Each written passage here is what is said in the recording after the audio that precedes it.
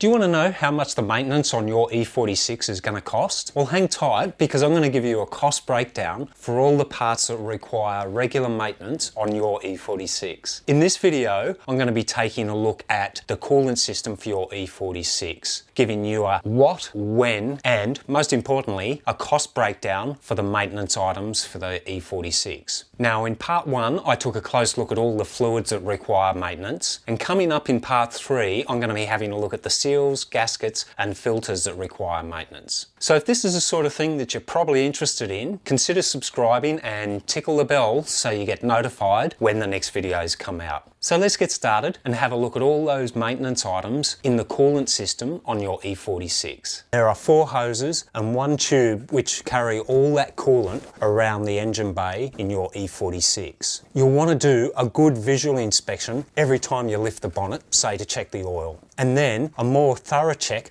around about every 5 to 10,000 kilometres. Get your BMW up off the ground, and yes, you'll want to use jack stands. Have a good inspection of all those hoses and pay particular attention around the connections. The lifespan of those hoses is not necessarily governed by the number of kilometres that you've done, but by the age of the hoses. Even if you're only doing a few thousand kilometres each year, if those hoses are more than a few years old, chances are they're about due for replacement. Because when it comes to your cooling system, prevention is certainly way better than the cure. The lines that are in the coolant system on your E46 are your top and bottom radiator hose, the heater return line, the heater inlet line, and then there's the heater inlet manifold, and it is located underneath the intake manifold. You can buy all these hoses individually, but rather than replace one hose or one line at a time, you can buy them as a kit, which generally includes 4 litres of BMW coolant at around about $275. Most of your online retailers will put together refresh kits, which include all your lines, sensors, water pump,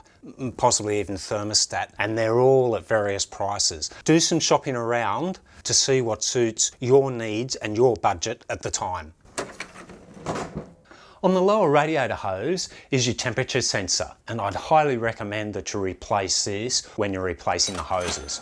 So it's around about $15. Also, you're going to have to drain all the coolant out of the system when you replace the hoses. And there's only 2 types of coolants that I would recommend using in your BMW. The first is your Genuine BMW Coolant, which is around about $25 for 4 litres. But as an alternative, there's the Motul Mo-Cool, which is also around about $25. Order yourself a couple of new drain plugs. Because they're made of plastic and they've got an O-ring on them, they're very fragile. Around about $5 each for the drain plugs, and worthwhile having on hand for the sake of a few dollars. Now, it's really important that you don't mix brands of coolant within the engine on your E46. So if you're not 100% sure which coolant you have in the system at the moment, then you're going to need to do a complete drain and flush on the coolant system. And that doesn't just include the radiator, but also the engine block as well. There's a drain plug on the side of the engine block, which is located just a bit above the aircon compressor. So you'll need to remove that and drain the fluid from there as well. Refill the system with fresh water, run the engine up to temperature, drain, refill with your new coolant, and you should be right to go. The expansion tank is probably the most common failure point on the coolant system for your E46. It's made of plastic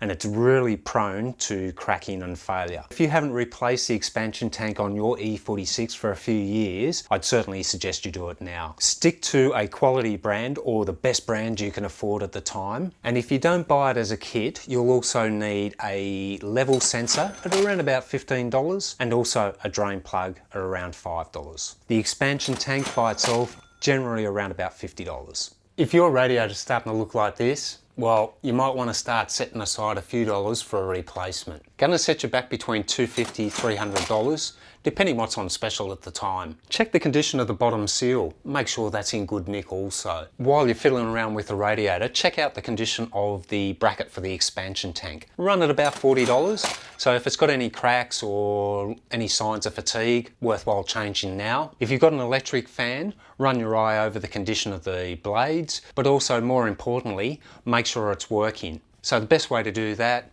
is run your engine up to temperature, stick your head under the bonnet and make sure that it kicks in. If it doesn't, you've either got a faulty fan or it may simply be the temperature sensor.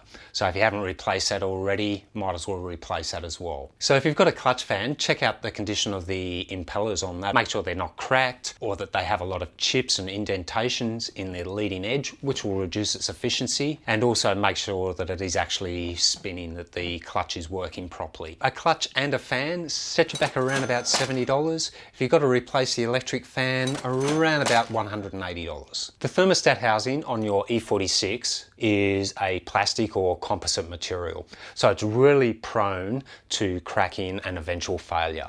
The thermostat is actually moulded into the housing, so it all comes as one piece. So to replace that is around about $50. And once again, if it hasn't been replaced for a few years, now's the time to do it, because the last thing you want is to have your thermostat jam closed, and that's going to stop the coolant from circulating through your engine, which is really going to ruin your day. The standard water pump that comes on your BMW has a composite impeller, which is once again really prone to failure, and the last thing you want is that composite impeller shattering and sending a heap of sharp fragments through your engine. I would certainly recommend upgrading to a new water pump with a stainless steel impeller. It's going to be more efficient and it's going to avoid any chance of that impeller imploding and ruining your engine. Around about $50 for a new water pump with a stainless steel impeller, and that includes a new sealing O-ring. And while you're at it, upgrade the composite water pump pulley that comes standard on your E46 to a aluminium water pump pulley, which is around about $25. But the water pump that I'd highly recommend you can get, if you can stretch your budget for it, is the Stewart water pump, and that has stainless steel impeller, a heap of upgraded internals, and will pretty much last the life of your E46. So a really good upgrade at around about $200, but highly recommended. 5 stars, I think, 5 stars. So there you have it, guys. They're my coolant maintenance tips and price guide for the BMW E46. I hope you enjoyed it. If you have, don't forget to hit that like button. And if you've got any comments, please leave us a comment and I'll make sure I get back to everybody who leaves a comment for me. If you think I've missed something or you found something which is worthwhile mentioning to our other E46 members, post me a comment with the details and we can make sure we get that shared with everybody. Stay tuned for part 3, which will be coming out next week, and I'll cover off on the seals, gaskets and filters. So if you haven't subscribed, how about you do it now and ring that bell. But I've enjoyed your company. Thank you very much for watching, and until we meet again, look after yourselves, stay safe, and TTFN.